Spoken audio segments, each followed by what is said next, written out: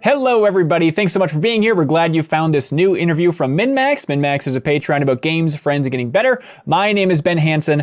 I'm very happy to have as today's guests on our interview show, the creative director and senior narrative director for Guardians of the Galaxy. Certainly one of my biggest surprises from gaming in 2021. I ended up enjoying this game so much more than I thought I would. So in this interview with Mary DeMarle, the senior narrative director, and then Jean-Francois Dugas, pardon my French, literally, the senior creative director, we talk about a lot of things. We talk about the game's reception versus the marketing. We talk about the origins of the project. We talk about writing that much dialogue for all these characters, how they pulled it off. We talk a little bit about combat. Then there are timestamps below for everybody, by the way. There are spoilers. The second half of this is a big spoiler discussion, so it's clearly marked on the timestamps below. So heads up, if you haven't finished the game, watch out for that section. Then at the end, also marked in the time codes, we come back and talk about their plans for the future, whether or not they'd want to make a sequel to Guardians of the Galaxy, all that fun stuff. If you enjoy this interview, any help sharing it is appreciated. You can always subscribe to MinnMax's YouTube channel for more interviews like it, or check out the MinnMax Show podcast. There's a lot of other stuff happening on this channel. And the biggest way you can support content like this is by supporting MinnMax on Patreon, where if you support us at the $5 tier, you unlock the podcast version of this interview, all of our other interviews, the podcast version of the Deepest Dives, which are our huge community game club discussions. They're a whole lot of fun. So help support the content you like. We'd appreciate it. And now, without further ado, here's Mary and JF. JF and Mary, welcome to MinnMax. Thanks for being here, folks. Thanks. Thank you very much. Yeah. It's really an honor. Oh, I don't know if I'd go that far. The honor is mine. Congratulations on shipping this game. It is a hell of an experience. And I don't know your all's read on everything, but my read was certainly going into it, I was like, okay, I'm looking forward to playing this just fine. And then playing it more and more and eventually finishing and just kind of looking around the internet like, why aren't more people talking about how good this game is? It is over the top. It is so impressive what the team pulled off.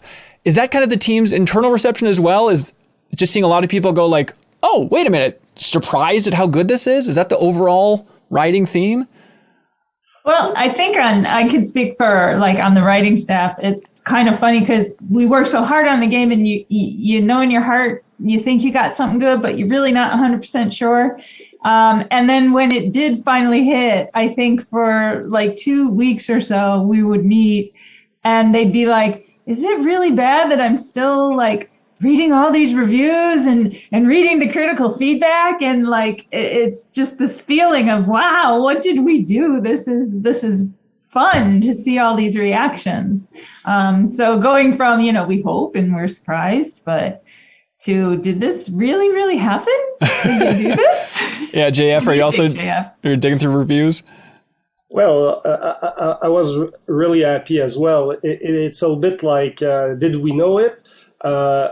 Not to the full extent. Did we think that the game was fun and there were a lot of emotional, powerful moments that we knew when we were developing the game, when some of those scripts came to maturity before we actually recorded the real scenes with the actors and everything, and we were just reviewing the scripts, and some of the stuff already on paper felt already emotional or fun or stuff like that. But when you have the actors coming in and giving a new perspective to those scripts, like giving life to those scripts, and some of the scenes that the first time we saw it internally and with all the team, and you have people that go, you feel the throats kind of clearing, of like nobody's speaking, and you're like, okay, I think the scene works.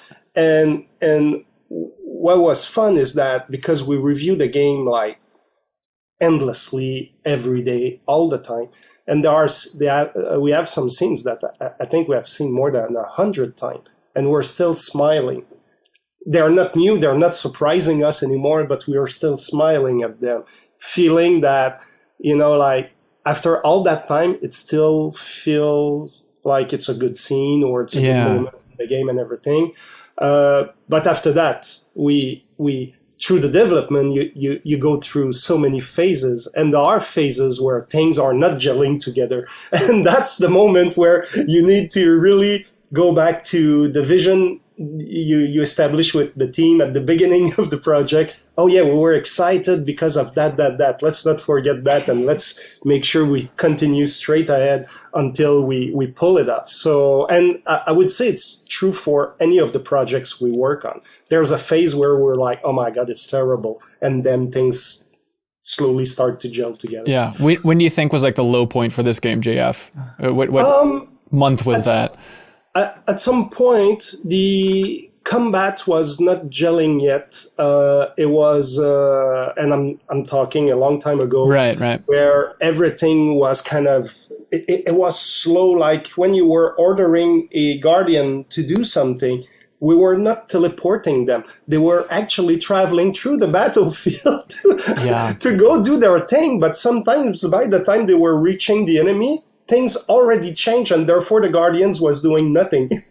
And it was so frustrating, and you felt that you were always like missing all the opportunities that you had on the battlefield. So those moments were like, ooh, okay, how do we solve that? And how do we make it more reactive? How we make sure that the payoffs are there for players that are able to read what's going on left and right. So yeah, I mean, you two are experts in making games at this point. You've been doing it for a long time, and still it's interesting that you can have that epiphany of like, oh yeah, forget reality. Like if you just have the character teleport to where you want them to attack, it's so much more satisfying. And I mean, if you two are scouring reviews, I'd imagine it doesn't come up often because it's just nice. Like players appreciate it. It's like, there's a sniper over there on top of this ridge. Gamora, just kill that person. And you see them take it out and it's like, okay, thank you, Gamora. Now I can move on. It's like you're never really taken out of it in a huge way. It's absolutely worth it, you know? But sometimes you have to go through those steps by yourself to like the answer feels so obvious when you get it. Yeah. But it's getting to there that sometimes it is a little bit more convoluted. Right. It takes time and you need to fail in many places to find the right solutions. Yeah. I'm really fascinated by, and this is probably just from listening to too many gaming podcasts and stuff like that, but it's people's surprise at how good this game is.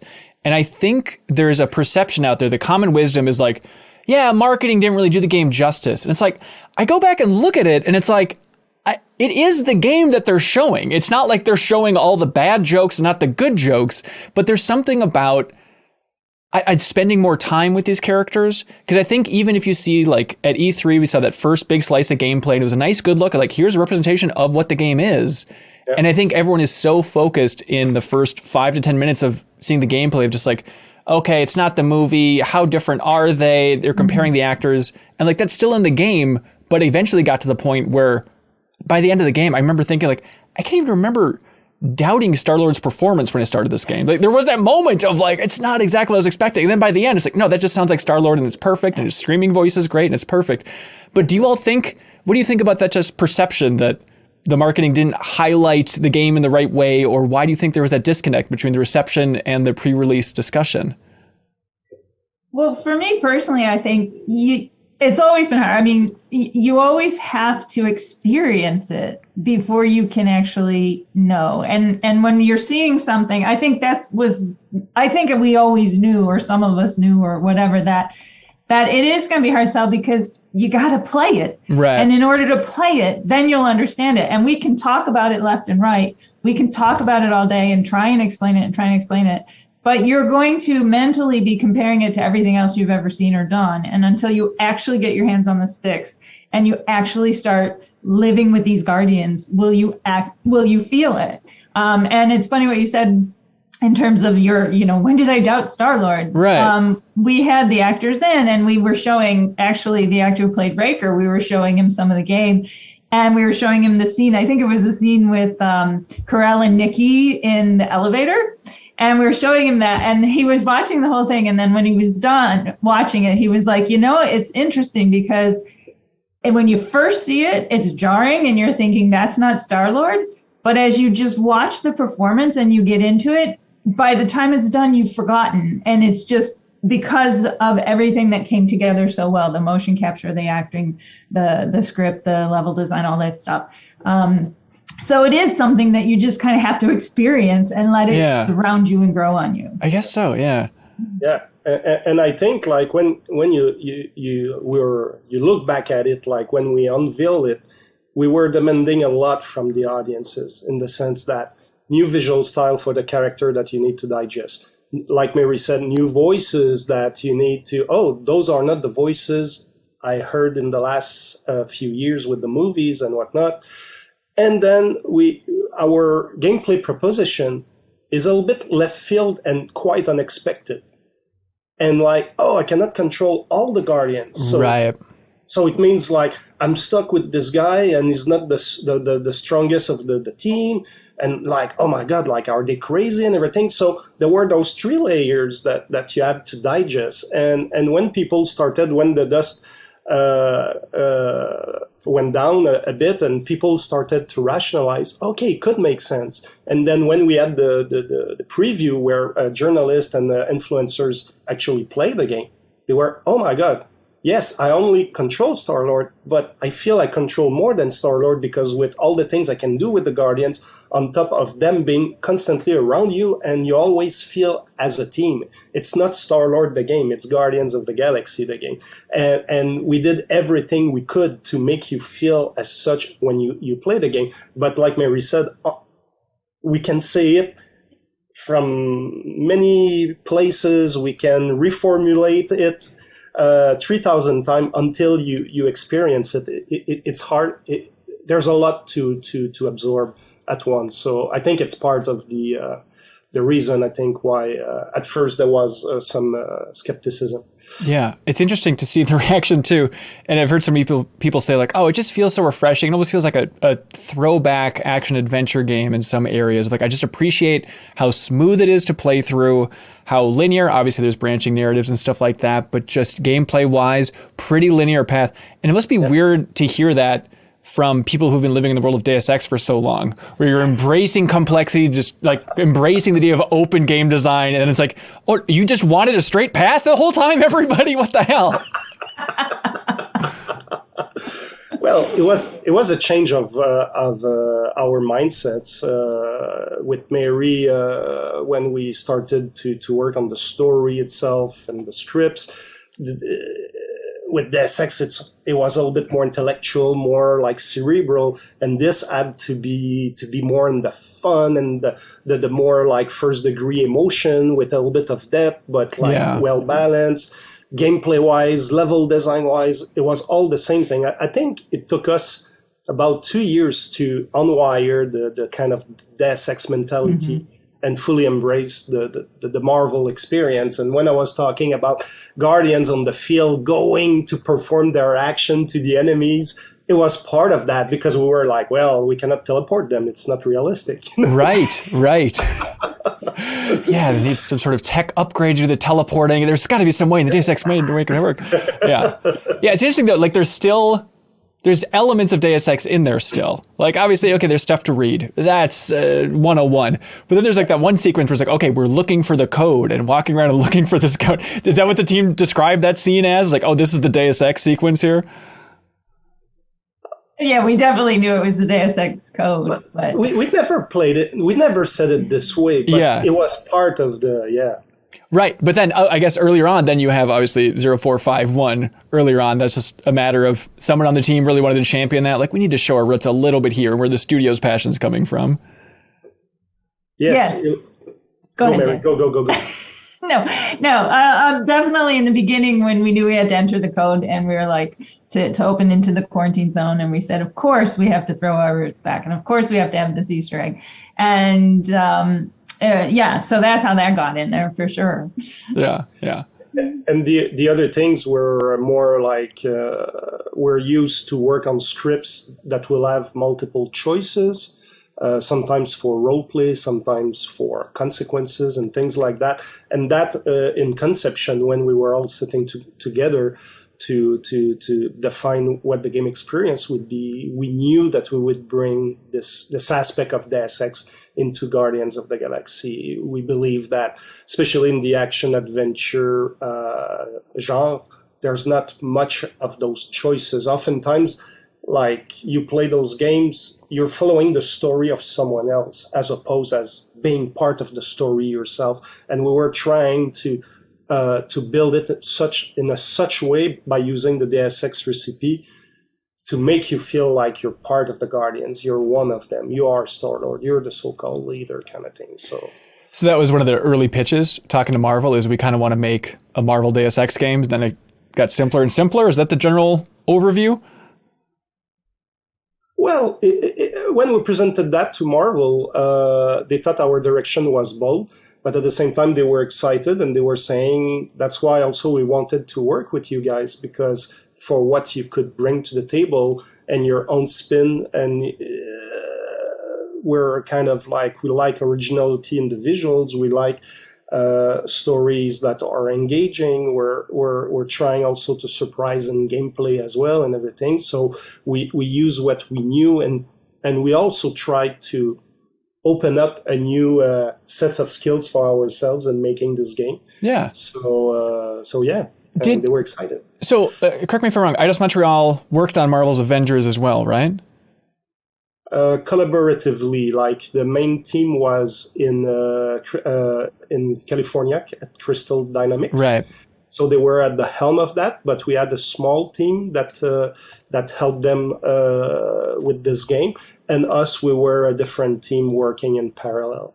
Okay, so that's the part I was trying to figure out. Is like, it seems like this game's a lot bigger than I thought it was going to be, and I'm trying to figure out how helpful it was just to have like the tech head start, even for the team to have worked on Marvel's Avengers. And it's like, okay, now we can kind of take that know-how and maybe crank out this game faster. But it was pretty separate. There wasn't a lot of it was very separate leads coming over. Like JF said, I think they may have been a year or so in production. I can't remember the time frame when we were starting ours. Gotcha. So we were reviewing a lot of their early concepts, just to, sharing among the studios and stuff. But we were deep in our own production at the same time they were deep in their production. Gotcha. And who pitched who what? How did this whole thing come about? The long story short is, or long, we'll take either. I think it's one day. David, our studio head, said we have an opportunity to make a game with Marvel and everything, and we had the choice between few franchises, and we were asked like which one we would like to work on. If any, and it eventually became, well, if we can use the Guardians of the Galaxy, there's quite a good potential there. It's a bunch of misfits, rock and roll attitude kind of thing, and we're those kind of devs too. So like we were like, let's do this. Nice. Can you share any of the other options that were on the table for you? No. Okay. Interesting. There were other franchises that were discussed, but the one that was that felt a natural fit for us was definitely the Guardians. Was there ever talk early on about shaking up the core crew? Like, obviously you're going to have the movie comparisons, but for the actual core unit of Guardians of the Galaxy, was there early discussions about like, what if we just went completely left field? There were some discussions. I mean, right in the beginning, we were saying, okay, well, we know what the MCU is, and we dove into all the comic books to start really getting to know the Marvel, to know the Guardians and the Guardians license, etc. in the comics. But I think really quickly we decided that most people are still mostly familiar with the ones in the movie. So very quickly we kind of settled that the core would be them, but then it was like, but who else can we start bringing in? Right. And that's where I think the fun took off for a lot of us, was to kind of start throwing, let's pull a different characters and let's find this one and use this one and bring in Mantis, who's also in the movies, but give our own spin on Mantis and etc. and Cosmo and all that. So so it kind of all developed like that along the way. Yeah. I remember hearing that Bill Roseman, I think it was actually an interview where I talked to him a while ago, but Bill Roseman, didn't he come up with that movie lineup of Guardians of the Galaxy? And he's on the Marvel Games team. So I'd imagine he was committed to like, these are the people I like because I'm the one who put them together. Well, I don't know that it was quite like that, but I do know when we first went to meet with the Marvel Games people and Bill Roseman, and he took us through, we spent an afternoon And he took us through the history of the Marvels at comic books and telling us how he created the Guardians and how he would tell that story. And he probably told it in the one interview you're thinking of, where he was like in his living room with all the comics on the floor and was like, oh, I like this one, and we're going to use him, and we're going to match him up with him. And yeah, so he told us that story right off the bat, and it was very quickly helps us to get to know him and to get to know the Guardians themselves. Yeah. I remember hearing when the Telltale Guardians of the Galaxy game came out that Marvel's just like, hey, you can choose a soundtrack, but we want to run every song that you have in the game by James Gunn just to make sure he has veto power if he wants to use it for an upcoming film. Did that happen with this game as well? Did you run the songs by James Gunn? It's the first time I hear that story. Oh, really? Yeah, same to me, yeah. Oh, interesting. Oh, that's nice. Was there any interaction with James Gunn? Any courtesy heads up or communications there? No, all our dealings were just with Marvel games. Okay. We have no idea what they were doing with Marvel Cinematic Universe, but we were just dealing with Marvel games. Yeah, gotcha. It is impossible, Mary, to have a game with this much dialogue and not have it be grating. Like, that's the big thing. By the end of this game, I was like, they have not stopped talking for like 17 hours, and I'm not annoyed, which is unheard of. Like, there's a lot to unpack here, but how did the team pull it off? It seems absurd. Okay, first of all, just like, what was the size of this script even compared to like the last Deus Ex? Can you put any comparison there?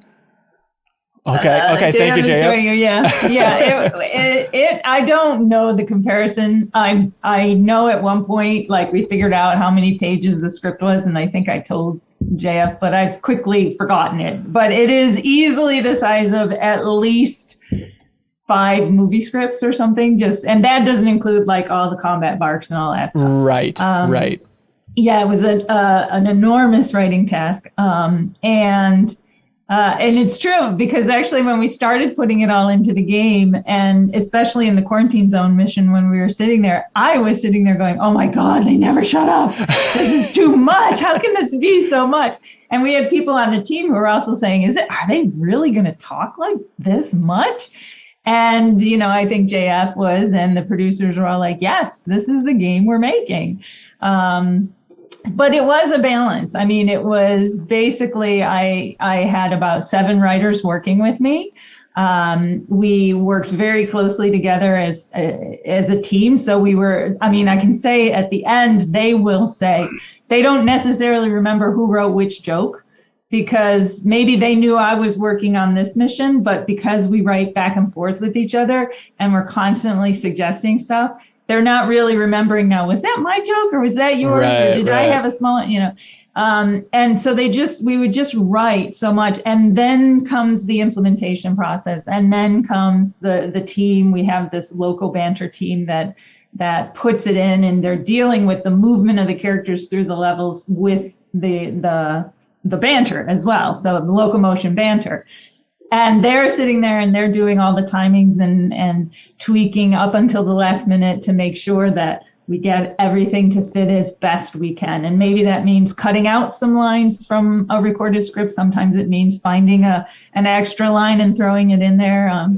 Just to make it work. There's a huge amount of work to make that balance. So the local banter, like, they'd be the people, I know this had an impact on a lot of people because it's pretty early on, but just you go around and collect some scrap off to the side in one of the early levels, and like the rest of your teammates give you shit for like, oh, there goes Star-Lord over there collecting that stuff. And it's like, they accounted for this? And that keeps up basically throughout the entire game. So that's a local banter team where they're just looking for areas to plug stuff in? Basically the writers were embedded with the level design teams, so you'd have a team consisting of the level designers, the level artists, the scripters, and the writers, and they would kind of have meetings all the time, and they'd be sitting next to each other and playing the level and writing. And so the writers would write for it. So the writers would end up realizing, okay, I think we need some backtrack stuff here, and we need to have these things. And so the writers were familiar with the level because they played it so often that they would write those things, but the local banter team would implement them in and find the places to put them in and also deal with the animation. So like if you're playing the game and you'll see, as you're walking through the environments, you see the Guardians. I think in the Nova base, you'll see Drax. He's actually at the machine, the soda machine, looking for stuff. So the local banter team sets up all the animation scripting and all of that for these things and puts in all the dialogue and all the triggers with the recorded waves. Sometimes it was also coming from certain moments we wanted to have, for example, in the quarantine zone. Early on, when Rocket says we need to go to the left because it's a dead end on the right. Yes. And it's a scene that we wanted early on, that the local banter team built around that because we wanted that moment. And at some point, as we were developing it, someone put a collectible at the end of the dead end. And we said, no, we need to remove it because that scene is about, do you trust Rocket or not? And if you put something at the end, it defeats the purpose, because when you get to the end, and now Rocket says, now you see, I told you, like the dead end, and then Drax had something about mystical dead end, whatever. But those are the kind of the crafted moments, like early on, we wanted to have to show that the characters were alive. How much do you trust them? And the fact that they react to your actions and they react to the environment. So right away with a small scene like that, you set the table. And when I saw players, most of them don't listen to Rocket and they just go for the dead end and they get it. So. Yeah, that's perfect. Yeah, I mean, there's so much dialogue. It's super impressive, especially during combat, how many custom lines there are. There's definitely moments, though, and I'm curious just if it's a push and pull between the two of you or your respective teams for those moments where, like, there is a repetition. Like, I've heard, maybe I just wasn't great at combat, but I heard so many times about, like, the character is healing the other characters. You need to take them out. It's like, I got it.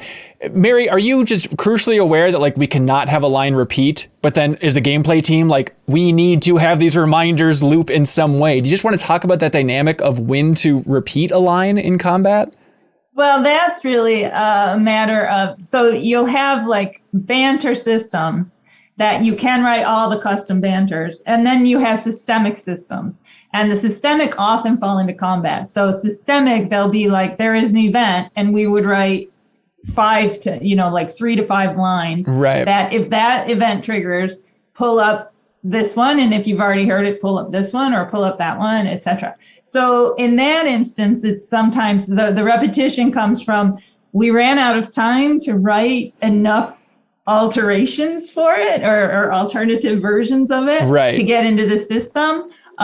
Or sometimes some of the competing systems might cause some sort of bug, because we also have like a call and a response. So like for every single fight, you have the systemic barks, and then you would have these custom ones, because you'll hear them talk about that particular fight. Yes. So we write a whole bunch of custom ones that are a call and response thing. But again, as we're working on the game, we're never sure how many we need, how much is too much, how much is too little. And sometimes as we're racing through production to get to the end, we just run out of time to cover the bases. That's fine. And silence isn't an option? It seems like the overall theme for Guardians of the Galaxy is silence is not an option.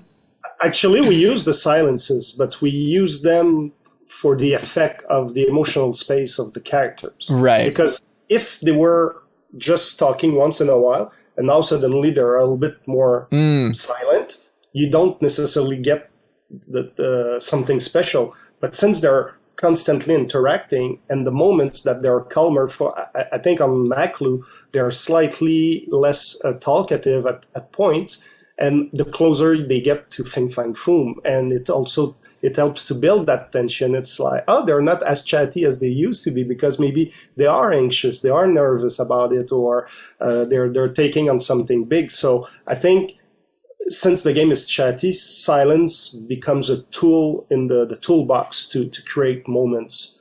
It takes on a deeper meaning. Right. So like you might notice that in the first visit to the church ship to Sacrosanct, once they've experienced the promise, they still are chatty, but there are a lot more pauses and a lot more quiet, because they're all dealing with that. And it becomes a thing in which when there's silence, you start thinking, I remember reading some comment, I don't know if it was a player or a journalist review, and they were saying, at one point when it was getting silent, I thought it was bugged, because they weren't speaking anymore, It's like we use that. Do you want to talk about the evolution of the huddle?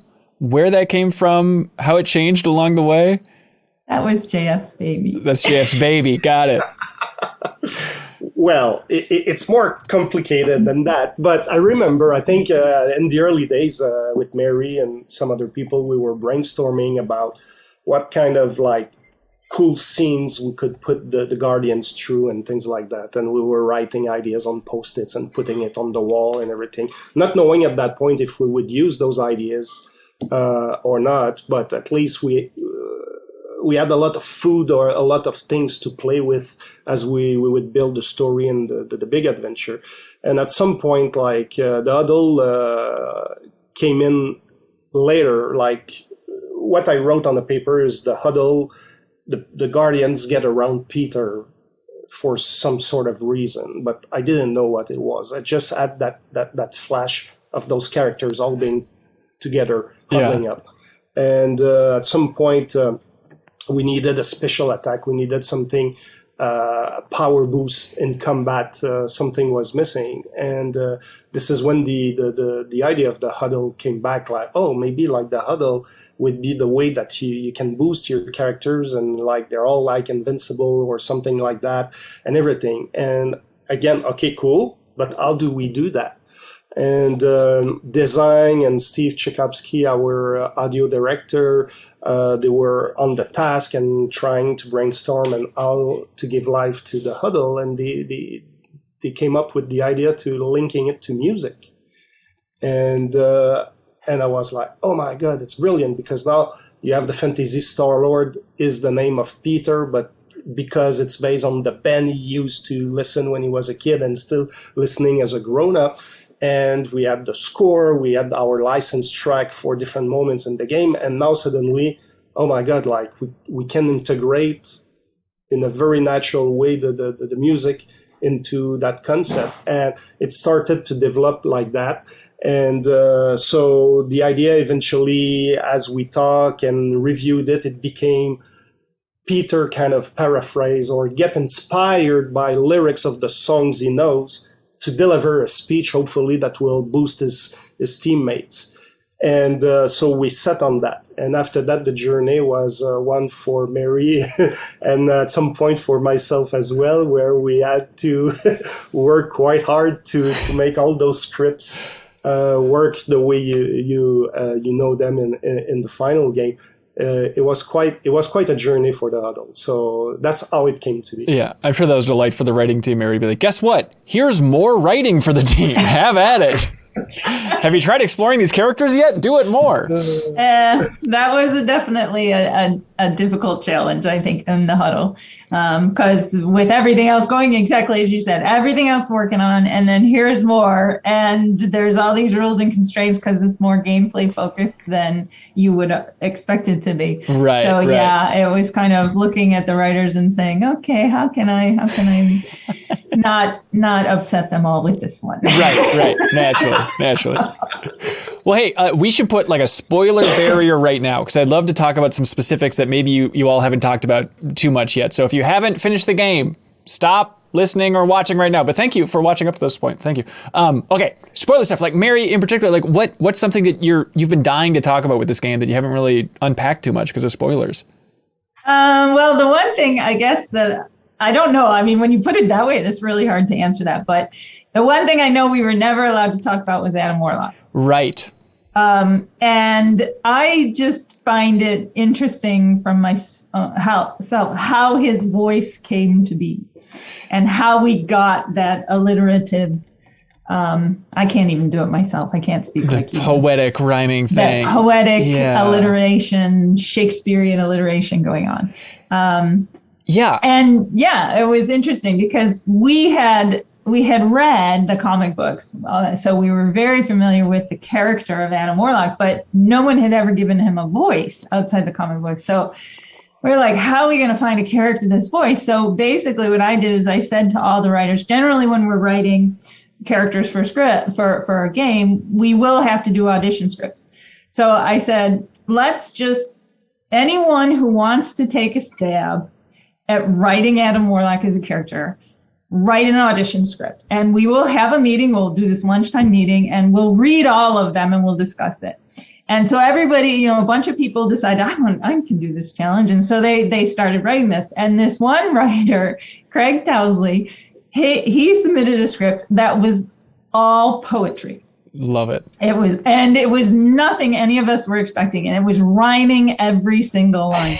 And I was looking at this going, I think if he rhymes all the time, it's going to be awful. It's going to be just hard. And but all the writers were really intrigued by that concept. And then it was, I think amongst themselves, they started working on it, and then ultimately came upon the whole thing of the alliteration. And let's give him the Shakespearean alliteration.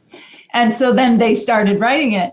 And one guy in particular, Dave Stager, really embraced it. And he became like the voice of Warlock. He's not the only, every line of Warlocks is not just written by him. There are other people who wrote, but he wrote a lot of them. And then what was funny is that amongst the writers, as they started doing it, the more they had to write him, the more they hated him.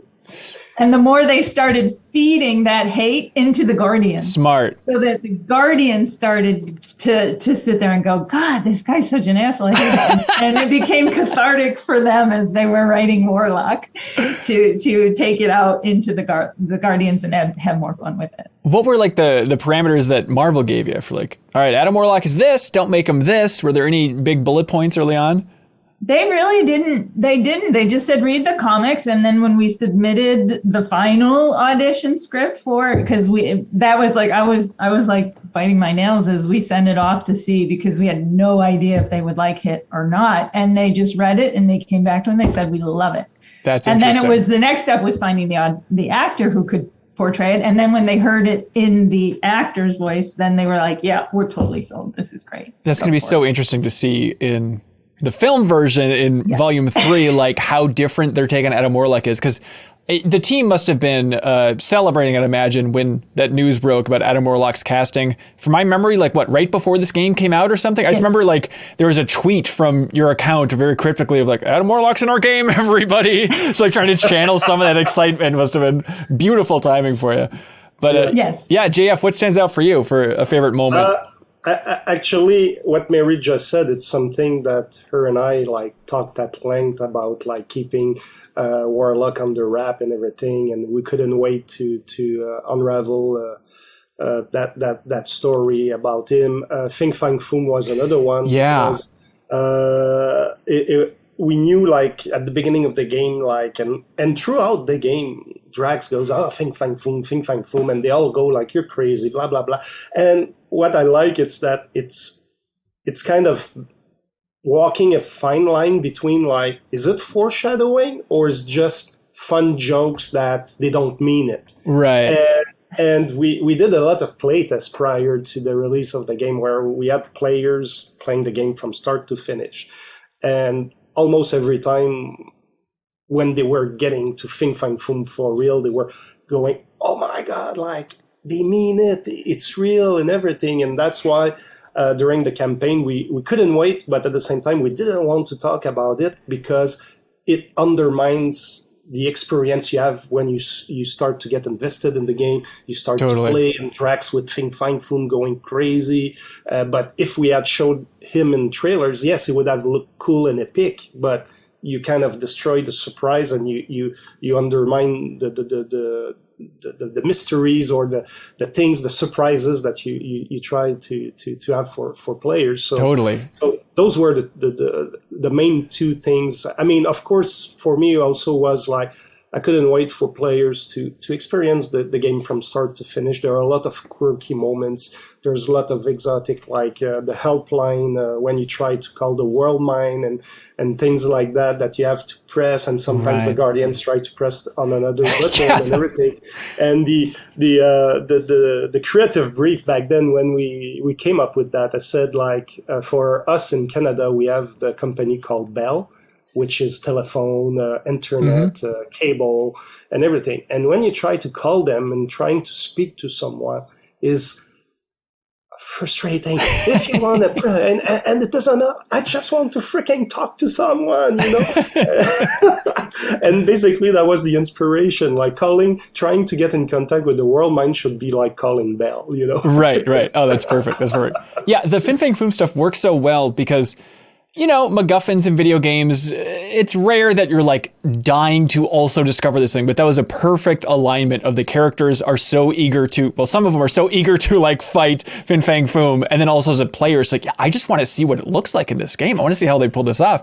And I know that like when Shang-Chi came out, a lot of people were like, oh, I wonder if Fin Fang Foom is going to be in there. I wonder if the dragon in that film is going to be named Fin Fang Foom. And when he wasn't, I think some people were just assuming that like Marvel's kind of leaving that character in the past. It's kind of a mess. Was there ever any messaging or any hesitation for Marvel to include it here? Or were they all for it? From what I remember, and correct me, Mary, but they were excited. And I think they were excited. I'm trying to remember who suggested Fin Fang Foom, if it was them or us, because a lot of times that's how the collaboration worked. A lot of times we would suggest certain characters and they would say, we'd say, well, we need a character, we'll do this. And our research kind of pointed to these ones. What do you think? And they would choose one of those. Or we would say, we have a character that this is the kind of character we want. Who should it be? And then they would suggest 3 or 4. So I no longer remember how Fin Fang Foom ended up in the game or who brought it up.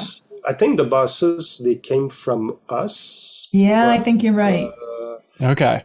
It's starting to be a little bit fuzzy right now. It's a little fuzzy in my mind, too. It's been a long time. What about Pip the Troll? Like, it's a little Easter egg that people are really digging into. Did that come late in the project for just something fun to slip in, or what's the story there? I know that as soon as we picked Adam Warlock, I was saying, I won't take credit for Pip the Troll, but I was saying, JF, we have to have Pip the Troll. We have to have Pip the Troll. If you have Adam Warlock, you have to have Pip the Troll. Because when I was reading the Adam Warlock characters, I really liked Pip the Troll. And I'm like, we have to have him. We have to have him.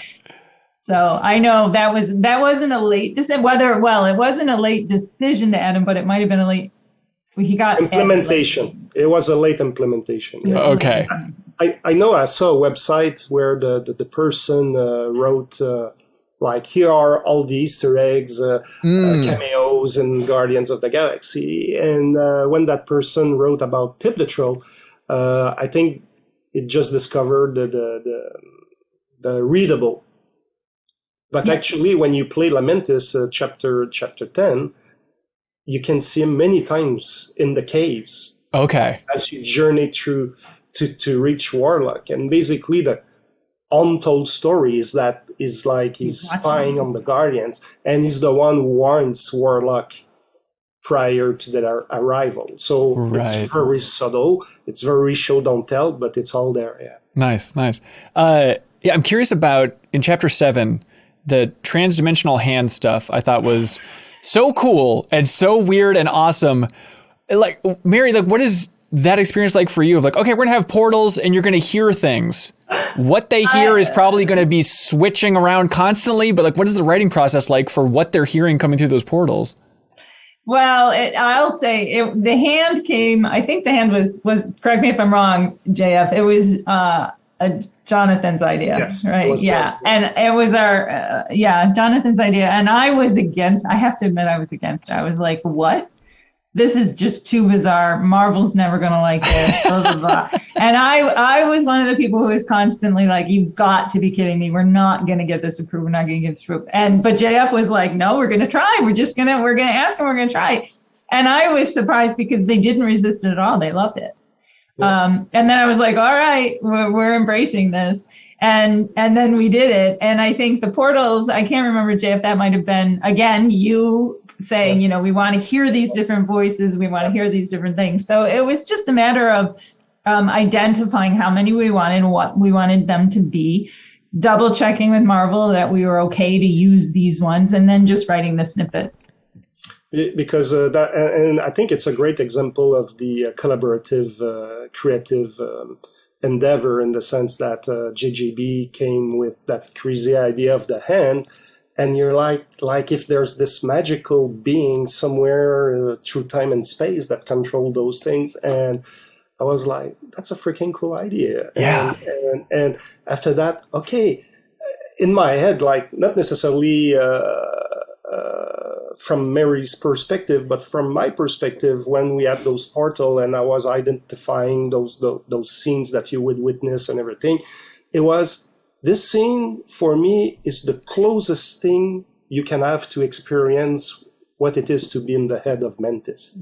Ooh, interesting. Because she goes through, there's so many realities, so many possibilities, so many, the past, the present, the future, all mixed up together.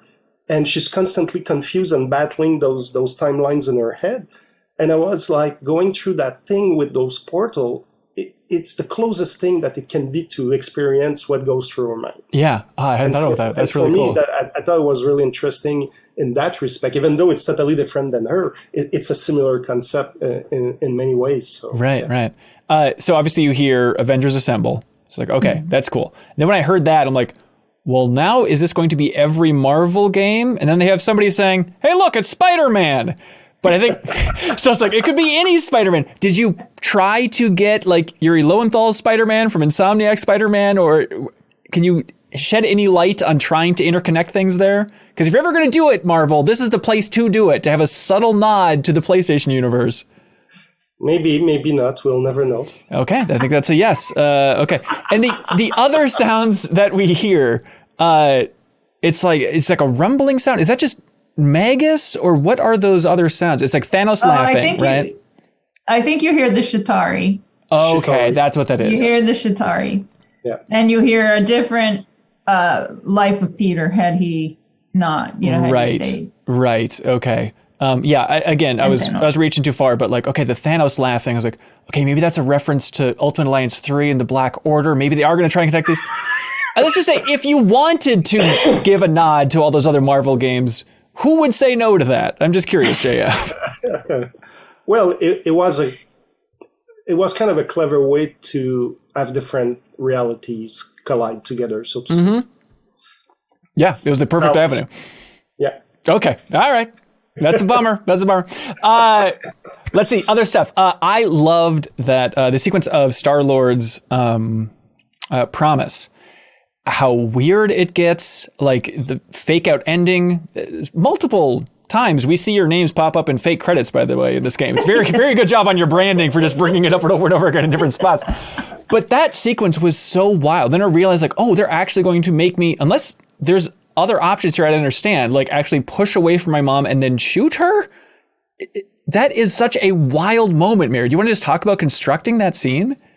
Well, it's that one again is something that, I think originally when I was thinking about The Promise, from a story development period, both of my parents passed away a couple of years ago before we started this game. And one time I had a dream in which, after my father had passed, and I had this dream in which I saw my dad in our kitchen, and the dream was horrifying for me because I wanted that so much, but in the dream I knew it wasn't real, and I was really upset. And that was kind of something that I was thinking about in terms of the strength of The Promise.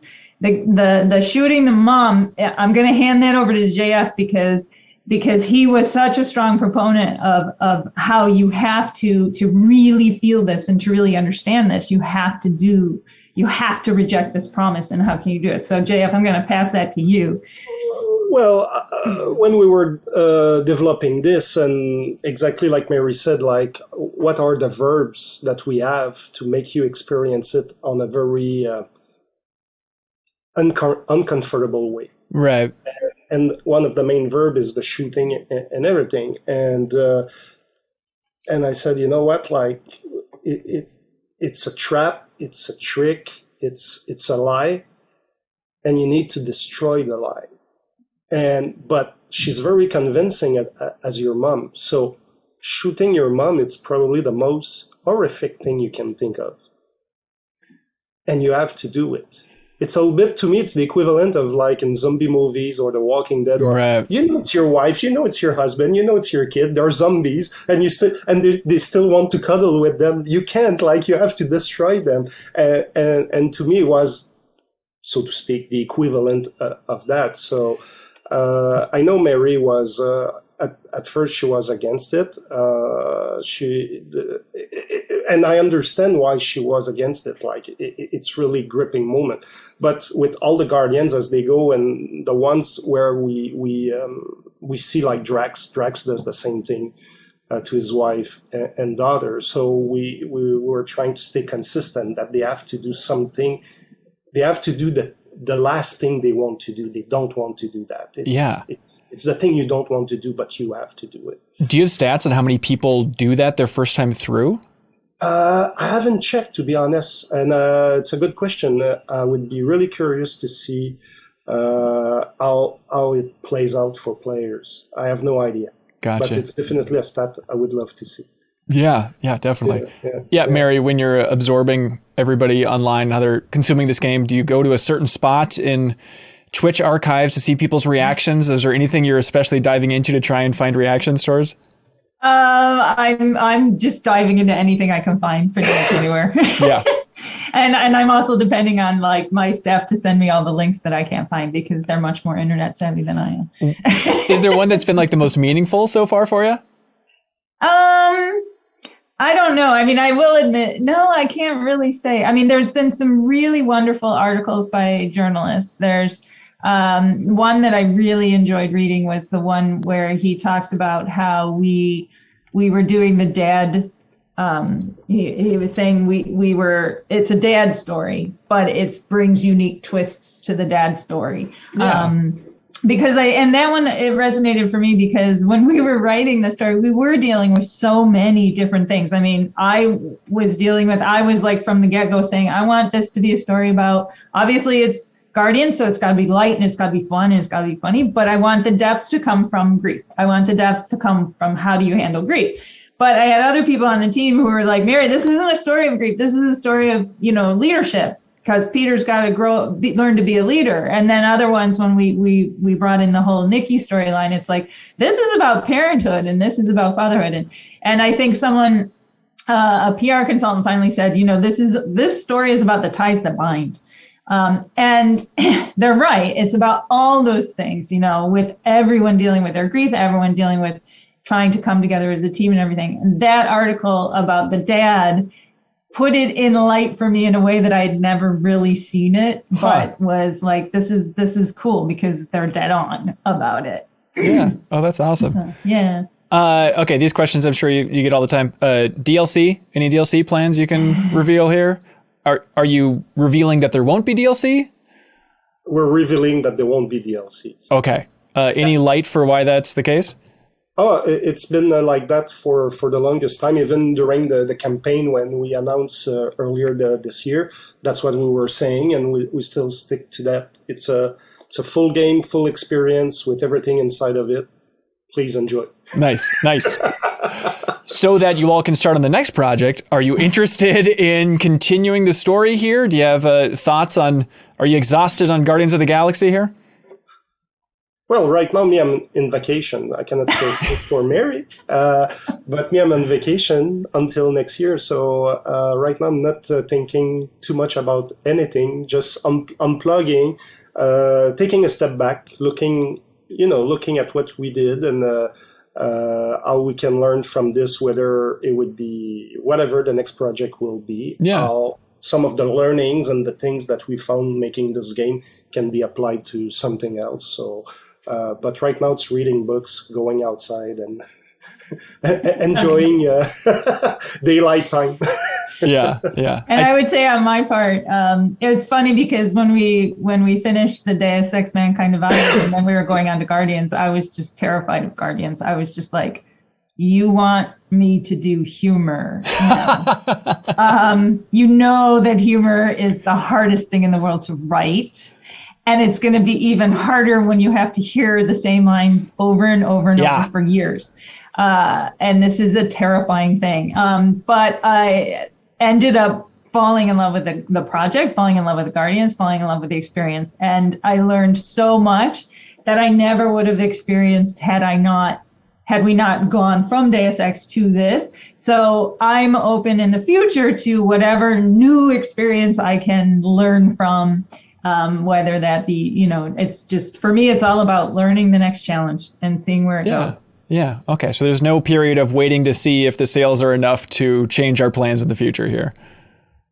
Well, it's like anything. It's things, sometimes you say you'll make these games for 10 years and then you do something else because whatever. So you never know what the future is. But for now, it's more like enjoying the moment, taking a step back, relaxing, recharging the batteries, like just getting inspired by other stuff than games and stuff. So I think it's essential. And when, like Mary, you just said, like when we finish Mankind Divided, and we were fried, we were exhausted, and we took a good vacation as well, and some travels, and some, just taking some time to think about everything but games. Right. Anything but games, totally. Yeah, I think there's probably some fans would imagine this, and kind of the wider idea is like, oh, I bet Eidos Montreal just wants to be making new Deus Ex games.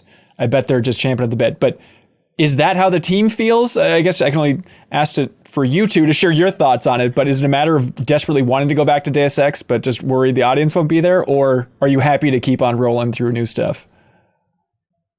I think, well, I can't really speak for the team because the teams are made of so many individuals. Right. And so I think we brought together a really good group for Guardians, many of whom came from the Deus Ex, but some were newcomers. And I think on the next game, it'll be a similar situation. It'll be, a variety of different people. So I can't speak for really anyone on the team. I think, though, what I can say is we're all excited. We love games. We love making games. And we're all excited for the next challenge that we're going to face, whatever that may be. Whatever it is. Yeah, JF, how are you feeling about Deus Ex these days? It's been a while, actually. It's been like... I reinstalled Mankind Divided because usually when I ship a game, I don't play those games. I cannot play them. Now I'm forcing myself to play Guardians of the Galaxy here, and so I play a chapter a day, and then I do everything but games. Then I play another chapter. Going back, I reinstall Deus Ex. I want to play some Deus Ex too. Maybe now, like years after doing it, like you have fresh perspective on what you did right, what you did wrong, and whatever the next project is. Like, can we take from Deus Ex? Can we take from Guardians? Can we create, like Mary said, something fresh, something new, whatever it is, that will tap into some of our knowledge or some of the things that we learned on those projects and for the future. But it's definitely a different type of title. It's a different mindset playing them, building those games. So for me, no matter what I do, I think it comes back to what Mary said earlier. The key for us, for me actually, but it's true for Mary, it's true for a lot of the people we work with, is we need to fall in love with what we're doing, no matter what it is. We need to fall in love with the subject. And when we fall in love and we get excited by it, I think we're trying to bring our enthusiasm and our happiness of discovering new stuff to the games we're making. So when we were on Deus Ex, we were learning about transhumanism. We were learning about cyberpunk as a big genre, right. and falling in love with that. And we created Adam Jensen. We found his voice and everything, and we loved him, and we loved to take him into those adventures. And after that, with Guardians, we read, like, I think the first 3 weeks of the project, we just read comics and comics, like, until, like, your eyes bleed. Pretty good job, yeah.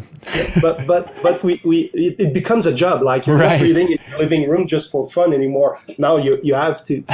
But by investing yourself in those comics, like, we discover a lot of great stuff.